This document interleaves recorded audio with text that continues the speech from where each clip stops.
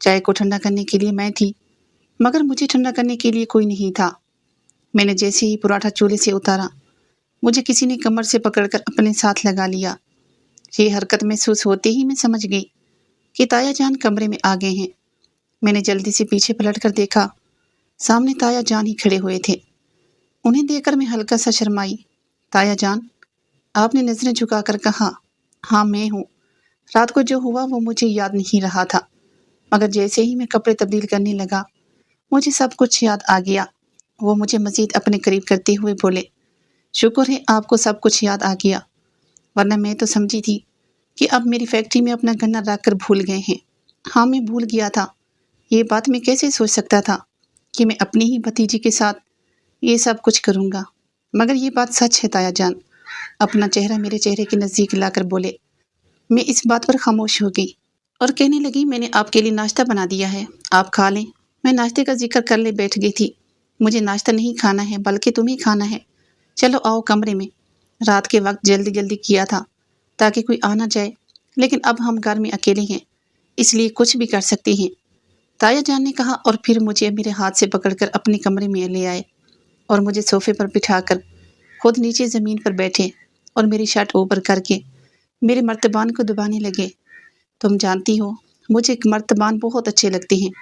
تم جب چھوٹی سی ہوا کرتی تھی تب سے میری نظر تمہارے مرتبان پر تھی، لیکن تم میری بھتیجی تھی، اس لیے میں نے تمہارے ساتھ کچھ کرنے کی کوشش نہیں کی، لیکن جب رات کو تم میرے کمرے میں آئی اور میرے ساتھ وہ سب کرنے کی پہل کی تو میں بھی برداشت نہ کر سکا اور سب کچھ کر لیا۔ اور اب بھی اگر تم میرے ساتھ سب کچھ کرنا چاہتی ہو تو مجھے بھی کوئی اعتراض نہیں ہے۔ تایا جان میرے مرتبان کے ساتھ کھیلتے ہوئے بولے، مجھے کوئی اعتراض نہیں ہے تایا جان، میں آپ کے ساتھ سب کچھ کرنے کو راضی ہوں۔ مجھے اچھا لگا تھا آپ کے ساتھ کرتے ہوئے۔ میں نے شرماتے ہوئے کہا، چلو ٹھیک ہے پھر کرتے ہیں۔ تایا جان نے میرا ہاتھ پکڑا اور بستر پر لٹا دیا۔ تایا جان آئے بارش میں کبڈی کھیلتے ہیں، مجھے بارش میں کھیلنا پسند ہے، ابھی کمرے میں کھیل لیتے ہیں، بارش میں بعد میں کھیل لیں گے۔ تایا جان نے اتنا کہا اور پھر میرے اوپر آ کر میرے ساتھ کرنے لگے۔ مجھے اب بھی درد محسوس ہوا جب تایا جان نے اپنا گنا میرے اندر ڈالا۔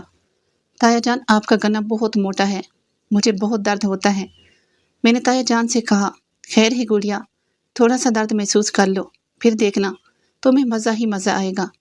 تایا جان سمجھ رہے تھے کہ وہ پہلے مرد ہیں جن کے ساتھ میں کبڈی کھیل رہی ہوں۔ انہیں معلوم نہیں تھا کہ میں چاچا جان کے ساتھ کھیلتی رہتی ہوں۔ ہم دونوں خوب کبڈی کھیلتے رہے۔ تایا جان کے ساتھ کھیل کر میں تھک چکی تھی، جبکہ تایا جان کے ساتھ کھیل کر میں نہیں تھکتی تھی۔ تایا جان آپ بہت اچھے سے کبڈی کھیلتے ہیں، میرا دل خوش ہو گیا ہے کھیل کر۔ میں نے کپڑے پہنتے ہوئے کہا، ہاں میں تو اچھے سے کھیل لیتا ہوں کیونکہ مجھے تجربہ ہے، لیکن تم نے میرا اتنا بڑا گنا کیسے برداشت کر لیا ہے؟ تمہاری تائی جان سے تو آج تک نہ لیا گیا۔ تایا جان مجھے سوالیہ نگاہوں سے دیکھ کر بولے۔ ان کی بات سن کر میں ڈر گئی، کہیں انہیں سچ معلوم تو نہیں ہو گیا۔ نہیں تایا جان، مجھے بھی درد ہوا تھا لیکن میں نے برداشت کر لیا۔ میں نے اپنی فیکٹری پر ہاتھ رکھتے ہوئے کہا، انہیں کیا معلوم تھا کہ میری فیکٹری چاچا جان نے پہلے سے ہی چلا چکی ہیں۔ اچھا ٹھیک ہے، اتنا پریشان مت ہو، اور یہ سب کسی کو بتانا نہیں کہ تم نے میرے ساتھ یہ سب کچھ کیا ہے، سمجھی؟ تایا جان نے مجھے سمجھاتے ہوئے کہا، ہاں تایا جان، میں کسی کو کچھ نہیں بتاؤں گی، آپ فکر مت کریں۔ میں جانتا ہوں تمہاری عادت کو، تم اتنی چھوٹی چھوٹی اپنی دوست کو بتاتی ہو، خبردار جو تم نے اسے یہ سب بتایا۔ تایا جان مجھے سختی سے تاکید کرنے لگے۔ یہ بات سچ تھی کہ میں اپنی چھوٹی سی چھوٹی بات اپنی دوست کو بتا دیا کرتی تھی۔ تم اوپر پوشن میں کیا کر رہی ہو گڑیا؟ میں سارا گھر تلاش کر کے تھک گئی۔ چاچی جان کمرے میں داخل ہوتے ہوئے بولی اور تایا جان کو سرسری نگاہوں سے دیکھنے لگی۔ انہوں نے صرف نیکر پہن رکھی تھی۔ چاچی جان کو دیکھ کر تایا جان شرمندہ ہونے لگے۔ آپ گھر پر نہیں تھی، میں اکیلے میں بور ہو رہی تھی، اس لیے تایا جان کے پاس چلی آئی۔ آپ بھی تو ہر وقت محلے میں ہی گھومتی رہتی ہیں، میں نے نخرے والے لہجے میں چاچی جان کو جواب دیا۔ میری بات سن کر وہ غصے سے لال پیلی ہونے لگی۔ چلو نیچے اپنے پوشن پر جاؤ، مجھے بھائی جانے سے سختی تاکید تھی کہ میں ان کی غیر موجودگی میں تمہیں اپنے ساتھ ہی رکھوں، اکیلا نہ چھوڑوں، اس لیے جاؤ نیچے، میں آتی ہوں۔ چاچی جان نے مجھے آنکھیں نکالتے ہوئے کہا۔ میں تھوڑی ڈر گئی اور کمرے سے باہر نکلی۔ چاچی جان کمرے میں ہی تھی۔ میں دروازے کے پاس کھڑی ہو کر ان کی باتیں سننے لگی۔ تھوڑی شرم کیا کریں بھیا جان، گھر میں جوان لڑکی ہے اور آپ اس کے سامنے ایسی حالت میں نہ آیا کریں، کپڑے پہن کر رکھا کریں۔ चाची जान ने कहा। मैं नीचे आ गई। चाची जान के कमरे में चाचा जान ऊपर ही थे। मुझे लगा था वो भी आ जाएंगे, मगर उन्होंने आने में देर कर दी। मैं बोर हो रही थी, इसलिए टीवी लगाकर देखने लगी। चाची जान ने आने में आधा घंटा गुजर गया था, मगर वो अभी तक नीचे नहीं आई थी। मैं सोचने लगी कहीं चाची जान और ताया जान ने आपस में वो तो नहीं कर रहे थे। तभी चाची जान ने मुझे नीचे भेज दिया था। मैं चेक करने के लिए ऊपर जाने लगी। दरवाजे पर दस्तक होने लगी।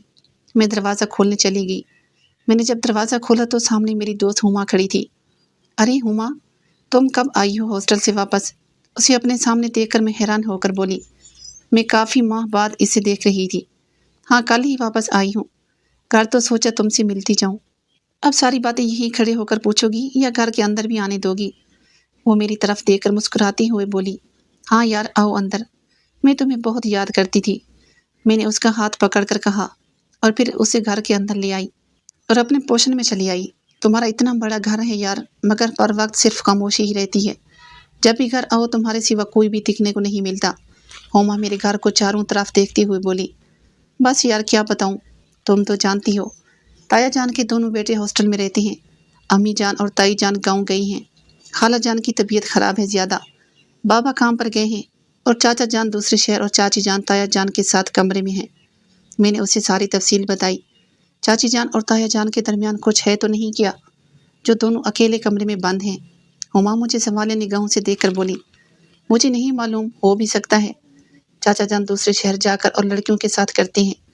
मैंने उसे बताया। तुम भी तो अपने चाचा जान के साथ करती हो। अपनी फैक्ट्री का दरवाज़ा कितना खुलवा लिया है तुमने? वो मेरी कान में सरगोशी करती हुए बोली। उसकी बात सुनकर मेरी गाल शर्म से लाल पड़ने लगे। मैं अब उसे क्या बताती? दिन रात कर करके मैं थक अपनी फैक्ट्री का सत्यानाश कर दिया है। बहुत ज़्यादा खुल गया है। हुमा तुम्हें पता है ना, मुझे चाचा जान के साथ करने की कितनी बुरी आदत हो गई है। मैं जब तक कुछ कर न लूँ, उनके साथ मुझे सुकून नहीं मिलता। मैं अपनी बेचैनी उसे बताने लगी। मेरा भी यही हाल है, तुमसे ज़्यादा बुरा हाल है मेरा। हुमा अपनी कहानी का जिक्र लेकर बैठ गई। मैं सवालिया निगाहों से उनकी तारीफ देखने लगी। उसने मुझे ये कभी नहीं बताया था कि वो किसके साथ करती है। ये बात उसने छुपा कर रखी थी। नाजरीन, उम्मीद करती हूँ कि ये कहानी आपको पसंद आई होगी।